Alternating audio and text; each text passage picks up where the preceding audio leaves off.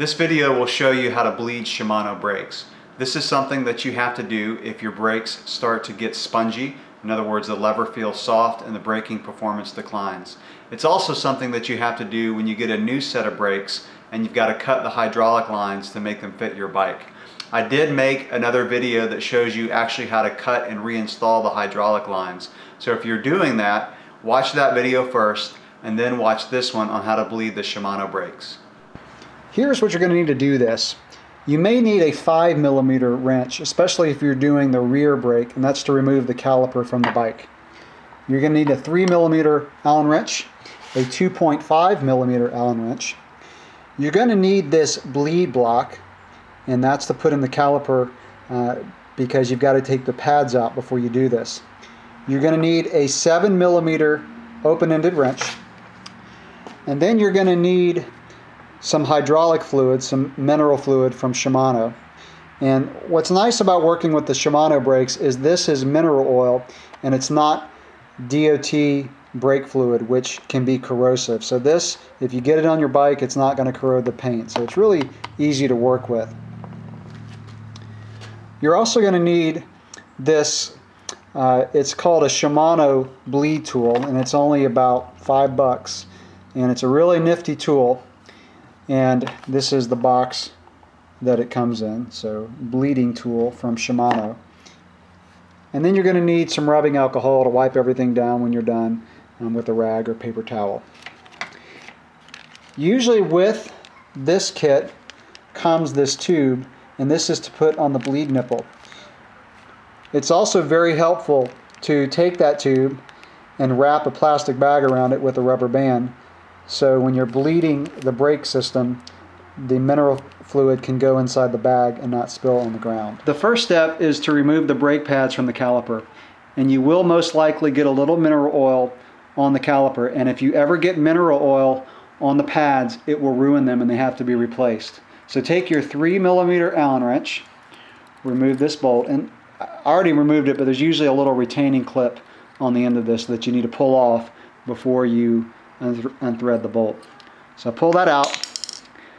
You're going to pull out the pads. Make sure you set them aside in a place where you won't spill any mineral oil during this process.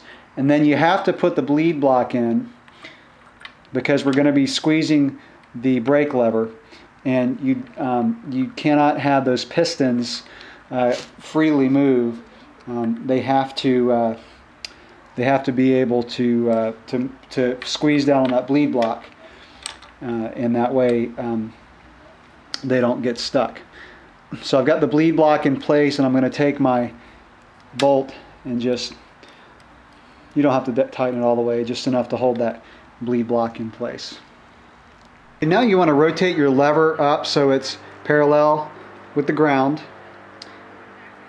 and you may need to loosen that with a 4mm Allen wrench to do that. So I've got this pretty parallel. And now I'm going to take my 2.5mm Allen wrench and loosen this bleed port screw right here. So I'm going to just take this off, and now we're going to install the bleeding tool. And this has a little base so you can set it on a workbench or on the ground. It also has this little plunger so that you can have mineral oil inside and not have it coming out when you install it or remove it. This will just thread onto this bleed port.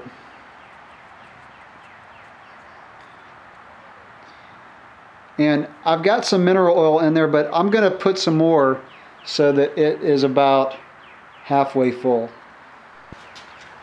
Okay, so I filled this about halfway full, and that should be plenty. But as you're bleeding, keep an eye on it. It'll come down as you bleed, and typically this is plenty of mineral oil to do this.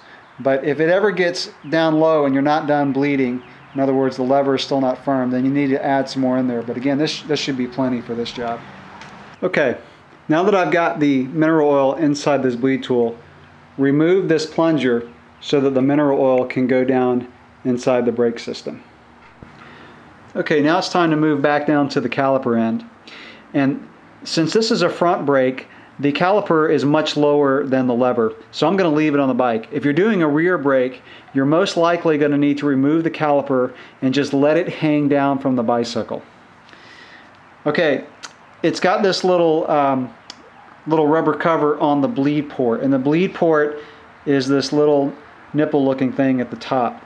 So I've already removed this, so I'm going to take it completely off. It's just easier to completely remove it. It does have a cap, but I just completely remove it. Now it's time to hook this tube up to give the mineral oil a place to go so it's not spilling out on the bike. Make sure that's firmly in place. Now I'm going to take my 7mm open-ended wrench and I'm going to loosen this bleed nipple.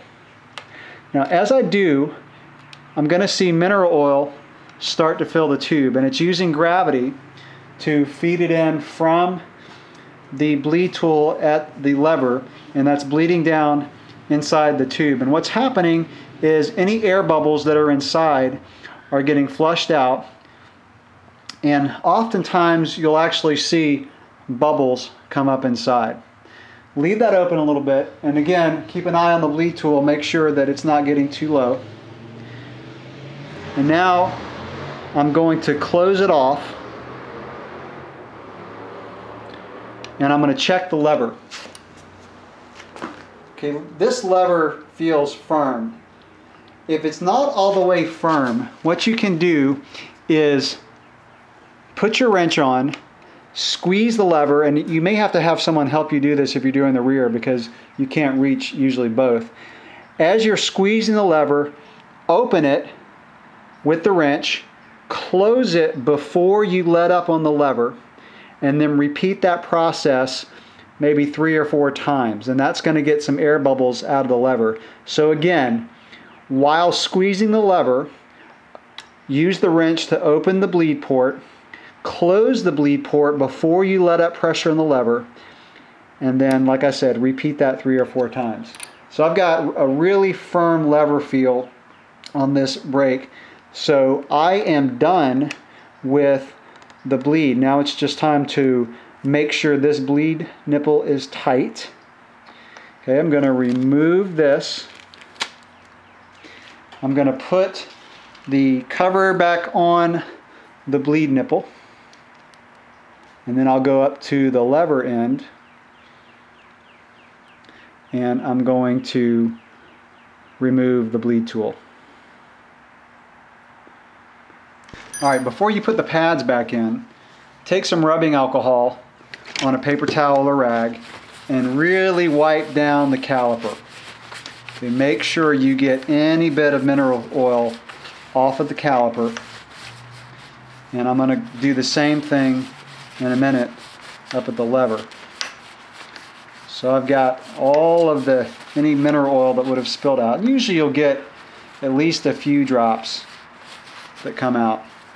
I'm also going to go ahead and take out the bleed block at this time. And I'm going to just take that same paper towel and just kind of get down inside there.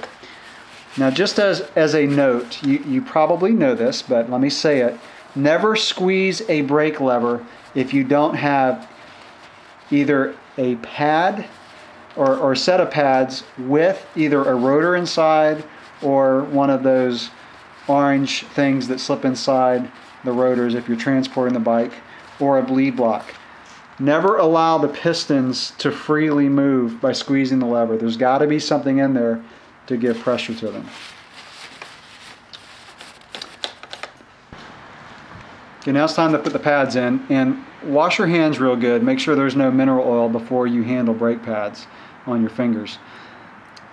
So these do have a left and right, so make sure you pay attention to that. Also make sure your spring excuse me, is still in there.